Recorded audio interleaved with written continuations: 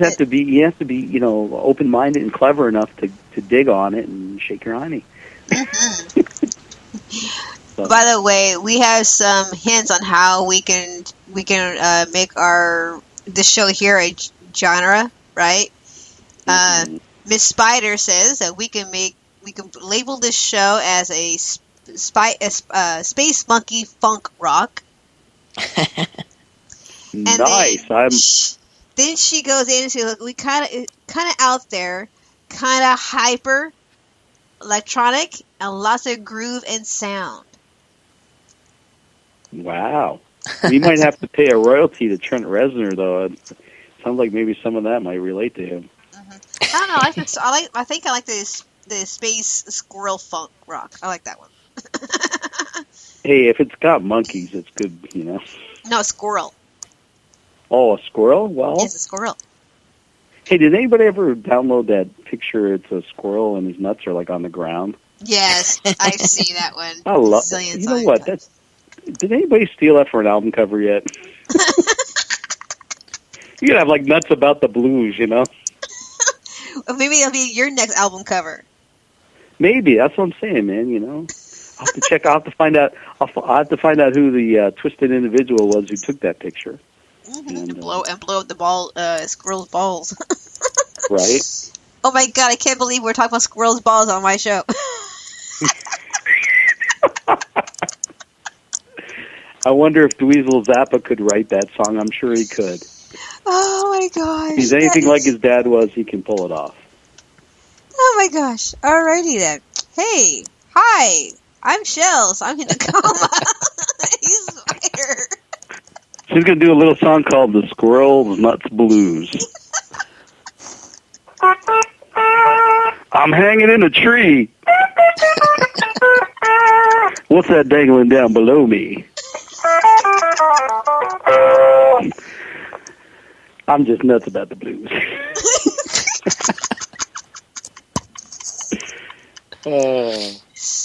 If animals could talk. Oh, I think you do it for them. I hope so. I'm the ambassador. You're an ambassador. I remember hearing a line from. We were talking about all the styles of blues. I remember that line from ZZ Top, "Country Jesus Hippie Blues." That's where I learned my licks. One of my all-time favorite songs and favorite lines. There's so many good writers out there. I got to tell you though, I got to take my hat off big time for Clapton. He can do anything. I swear to God. The guy starts out. He's maybe 15 years old, and he's playing in the Yardbirds. Are you serious? And every decade or so, every 10, 15 years, he reinvents himself. Mm-hmm. And what he brings out is amazing and better than the previous or just as good. And I got to take my hat off. He amazes me. The Unplugged album, I think, is a huge critical point in his career. I mean, that really brought him into a newer age or something, to hear him play acoustic blues like that when he did all electric stuff previously. Quite impressive. He has a new album out now, too. Mr. Spider, do you have your media rolling there? See if you can look that up. I can't remember what the title was because it just came out. By the way, he's on the cover of Guitar Player. I believe it's this month. Really good story. He's 71 years old. Wow. Wow. Goodness. Take a peek here. Any bites yet on it? I think if you Google search his name, it comes right up. Yeah, I'm searching for it right now.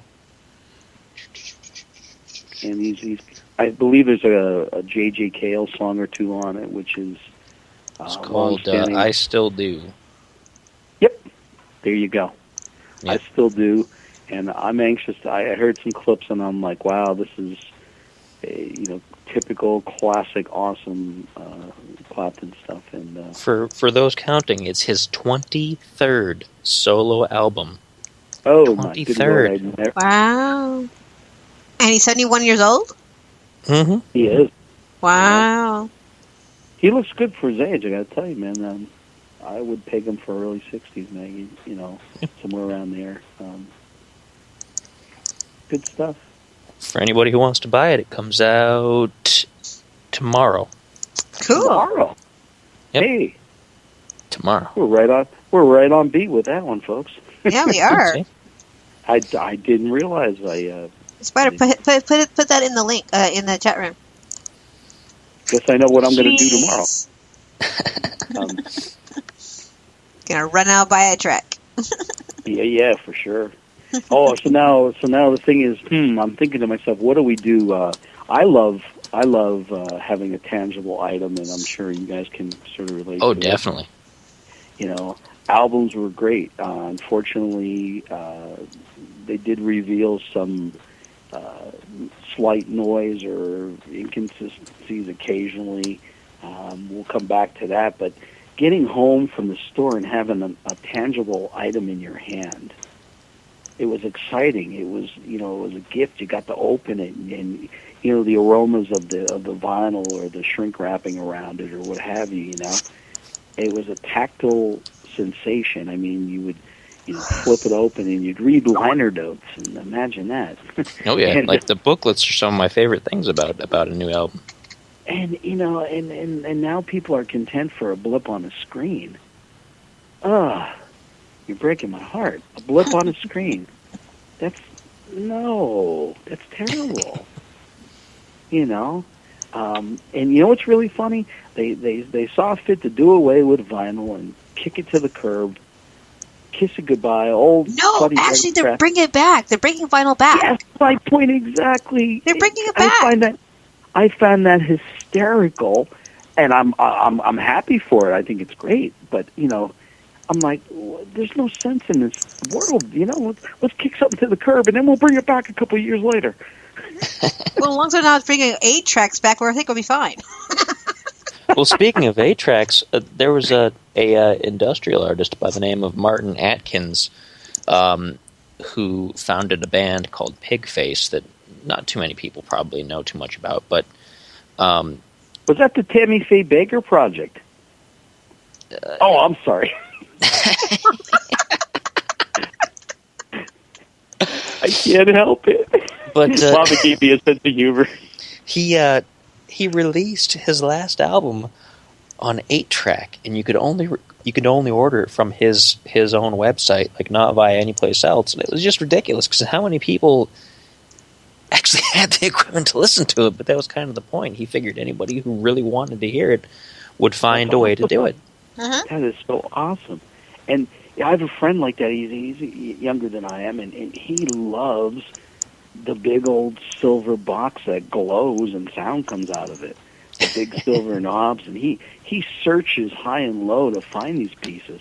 And you know what? They're not cheap.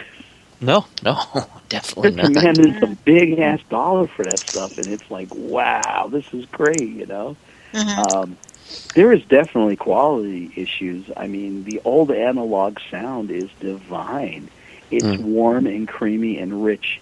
Go out and get your best caramel flan dessert that the angels sprinkled their dust on it, and it melts in your mouth. That's pretty much what analog vinyl. Yeah. A funny thing, though, is that a lot of your big major record companies are jumping on this vinyl craze, but they're doing it in a really kind of ham-fisted way. They're taking digital tracks and having the digital tracks pressed to vinyl. And so that warmth that you would come to expect isn't quite the way it's supposed to be. It's like a converted kind of mismatch. Exactly. And if you buy a vinyl out there from a famous band today that's a modern band, you might not be getting the vinyl that you expect. And I think a true vinyl aficionado, someone who appreciates, will pick up on that immediately. But I got to tell you, Spider, here's what it comes down to, and think about it, and this is very true. You start out analog, you go to digital, continue with digital, and what does it come down to at the end at the speaker level? What does it come down to? I'm waiting for it. Wait for it, folks. Analog. Mm-hmm. It comes down to analog in the end. Now, in fairness, yeah, you know why digital's so great? Because of editing. Mm-hmm. Anyone who had a grease pen and marked a piece of tape and rolled it back and cut it and reassembled it and got the splicing tape out. Anyone who's even a little bit hip with that realizes pushing a button and highlighting something is so much easier. And it's a super edge, and that and that's the reason why the digital thing is definitely going to stick around. However, there's nothing like the warm sound of a good analog vinyl recording. Definitely. And you see all these people buying Pro Tools and Avid stuff, and they're paying, if they get the Icon board and they go balls to the wall, they're blowing, $140,000 on a setup, etc. Okay, that's fine and dandy. But then what do they do to make it sound warm and creamy and delicious? They go out and buy an Avalon or a Manley tube preamp that costs anywhere from $3,000 to $6,000. Mm-hmm. I just find a lot of humor in that. It's like you're trying to be badass digital on the block, and then you realize, well, yeah, they're part of that is great, but only part of it. There's a giant gap missing that only analog can fill. Now I got to interject here with a minute. We're running a little short on time, so I want to make sure we get this segment in. We'd like to do a segment that we've missed the last couple weeks. Where we get into a little history. This is our This Day in Music segment of the show. Mm-hmm. Nice. And I've got some goodies. I've got some goodies that are really interesting this week. Speaking of Clapton, actually, on this day in music in 1979, Eric Clapton held a party at his Surrey house celebrating his recent marriage to Pattie Boyd. And he'd set up a small stage in the garden, and as the evening went on, Paul McCartney, George Harrison, and Ringo Starr ended up jamming together along with Clapton, Ginger Baker, and Mick Jagger. Nice. And they ran through old Little Richard and Eddie Cochran songs. Wow. Talk about your garden party. Yeah, if there was a show anywhere in the world to wish you had been in attendance at, that would be it. Mm-hmm. Just one time, something like that. I'm going to pick a couple more little factoids here. In 1973, on this day, Stevie Wonder went to number 1 on the U.S. singles chart with You Are the Sunshine of My Life. Oh, I love that song. See? It's good for you. Mm-hmm. And one more good pick here. In 2010, a little bit more recent, Stairway to Heaven was named the UK's favorite rock song in a survey by listeners to radio station Absolute Classic Rock. Nice. So if anybody else really likes that song, it's the UK's favorite song, apparently. Wow. And the day after, Randy, California's estate called and sued them for it. Oh, Jesus. All right, and with that note, we're going to take our very last break. When we get back, we will get you guys jazzed up for next week's show. Yeah, don't go away. See you.